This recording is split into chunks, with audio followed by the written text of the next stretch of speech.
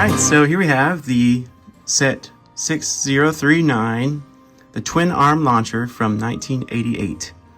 It's part of the Castle Crusaders line, or at that point, I guess was still Lion Knights, technically. I just always consider them the same thing. I also have the instructions for this one. They look great. They're folded in the middle, but it's still always cool. Always cool to have instructions. And this is a great set. I love this catapult. It's probably the best catapult with the exception of... Dual Defender is pretty much the same thing. So that's what I was trying to think of. There's a set from 1992, which is the Dual Defender. Sorry about that brain fart there. But that one is pretty much the same thing. Same cupped scooper pieces. Like what's on like a front end loader or something. And so it operates the same way. However, this one, can go into the battlefield. Probably be in front of the... or behind the offensive line of cavalry or foot soldiers you have. Along with archers, probably, is what I would think of. Anyways, so it's a great set. It would be awesome to build an army because it comes with the two guys and a horse. And this beautiful barding, like the Sir Richard barding. Although, this one's a bit odd because they threw out that year, even though they had kind of done away with these round shields. There's only a couple of them that have round shields. I'm thinking of there's a Black Falcon set, I think maybe 1986 or so. We'll get into that later, but that came out, and then those two guys have a big catapult, and then they have two soldiers as well with round shields, and that one. But yeah, it's an interesting choice. As doing some medieval research and stuff, I'm kind of into that a little bit.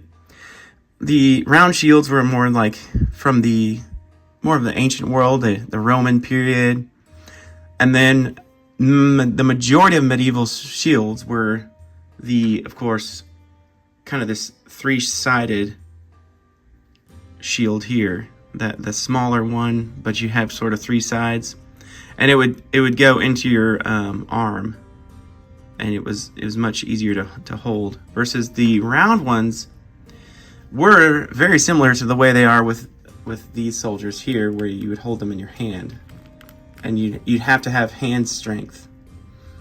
And again, this is sort of a generalization, but I just thought that was kind of interesting. I like the look of the shields. I definitely don't like them as much as the normal three-sided shields from the majority of the older castle sets.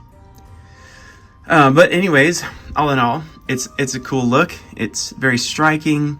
The colors are awesome. The only really weird thing is that they decided to give this soldier on cavalry, sorry about that, like a soldier helmet,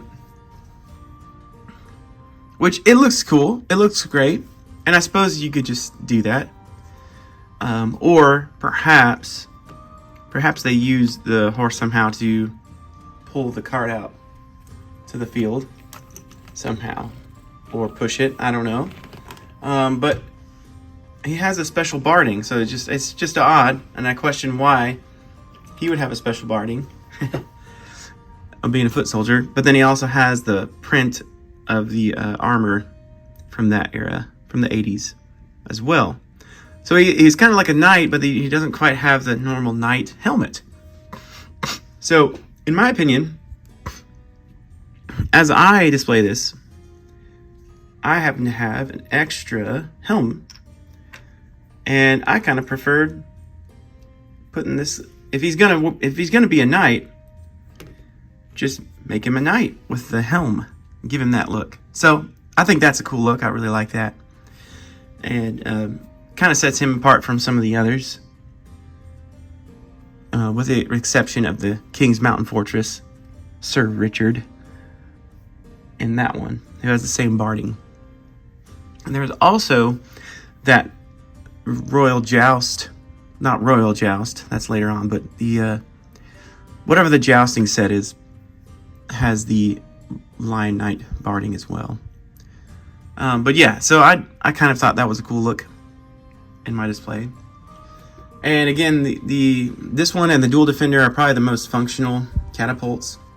I mean, they work right away because of finger power. And you can, by turning the scoops, you can set the angle of how forward or how high you want to fire. So as you angle it up, it's gonna launch them more forward. Yep, see that? It's kind of hard to tell because I'm not moving the camera around, but.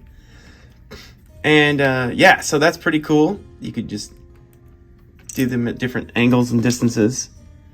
And this one's good because it's mobile and you can cart it onto the battlefield. I'm not really sure how they would have carted it because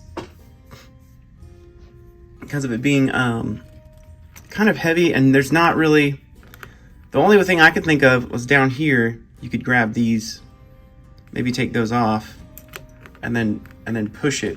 You know, you could stick 2 guys here, and then, you know, I'll sort of roughly demonstrate, but they've just basically, you could hook them onto these little hook pieces, and then they could push it out onto the battlefield like that. That's kind of, I suppose you could do that, and then maybe that was what they were supposed to do. But yeah, this would be a heavy thing to just push by hand instead of using a horse. But yeah, that's what I could think of. And also it's got these little red projectiles hanging out there. I'm not sure why. You could just, maybe somebody knows what this is for. Why do they put them on the side like that? Maybe you can answer in the comments. It's a mystery. There's always a little mystery in the Lego sets, and maybe there are commercials out there we haven't seen where they demonstrated them on video or something like that. But you know, they didn't have social media back then. All you had was a catalog to look at, and you could kind of look at the displays and the pictures and see what they were doing with different sets. But otherwise, there were some mysteries. And then some sets, on the backs of the boxes, would show you how to use different contraptions. But a lot of them didn't, especially in the 80s. So it's kind of an interesting little mystery. Maybe you can let me know what those are for. I mean, all in all, you could just take them off and then use them. It's kind of hard to get off there. Use them as extra projectiles for sure. Anyways, I'll leave them on because they're tough.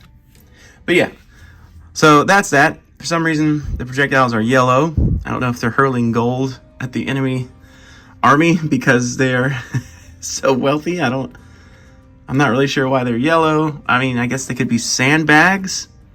I'm not sure what that represents. Maybe you guys have an opinion on that. I guess it's not that important. But, of course, with the scoopers, you can just put anything in there. But I think this is a cool way to, you know, these are pretty easy to find online, used sets. And this would be a really cool way to build the Lion Knights army. And that would be quite formidable if you had a whole troop of advancing catapults and foot soldiers and knights. You know, you could just grab some different feathers for them or whatever. But that would be, there you go. There's an instant army because you get double the minifigures and a horse and a double catapult and a foot soldier with weapons. I mean, it's pretty cool. So yeah, I love this set. The twin arm launcher from 1988. It's a great set. Let me know in the comments how you use it and how you display it. And if you have any other interesting tidbits or thoughts about that from that year. Thanks guys for tuning in. Thanks for watching my dorky videos of Legos that I had when I was a kid. Just absolutely love them and am having a blast. Please share the videos and like and subscribe. That really would help the channel out and get more views. But thanks for checking it out.